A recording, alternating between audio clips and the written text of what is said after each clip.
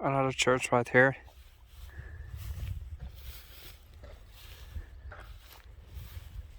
Bell tower is open in the top, but covered at the bottom. It's a pretty big one. Pretty big church for a small village. It's from 1884. Just love these types of buildings and architecture. Time hasn't moved on here. The bell tower is made of wood and then plaster to cover it up.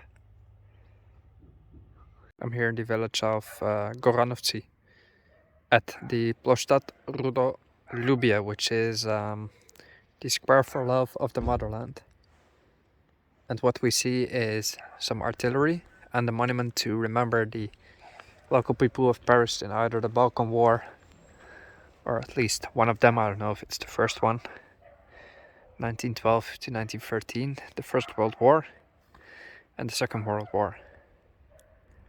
So the west of Bulgaria has definitely suffered in the wars which have plagued the whole continent, but the west of particularly Bulgaria as well, and east of Serbia. Like there was land disputes obviously, because initially the town of Bosilegrad and actually much of eastern Serbia belonged to Bulgaria at some point. And during and after the Second World War, that was basically settled. There's been some land changes, let's say, not really in favor of the Bulgarians, but either way, there's been some changes that now have Serbia and Bulgaria and their borders well established since that moment. Very old village houses right here, wooden balconies. This is all extremely old, monumental. Look at these wooden balconies, still hanging. How are you doing? Little Goranovci cat. Yeah.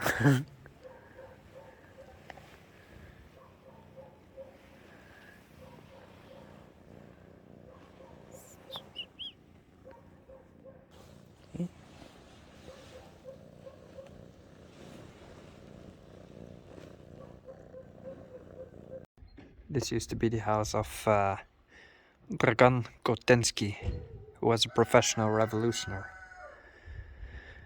and helper of the first commander of the partisan department of Dragovštica. That means that in these houses, just these very regular village houses, lived very normal people who, at some point, get into the circumstance of planning to fight or to subjugate to foreign powers, let's say. So what they did is they took up arms, planned battle, and started wars, or actually fought wars that were laid upon them, depending how you look at it. And nowadays these people are unfortunately long gone. But at some point they were just normal village people who nobody ever heard of, and later they became revolutionaries. And now these persons are unfortunately lost in time, and so are their houses, abandoned and collapsing right now. But they are remembered, albeit just by this little stone placard. That's all that's left in their remembrance.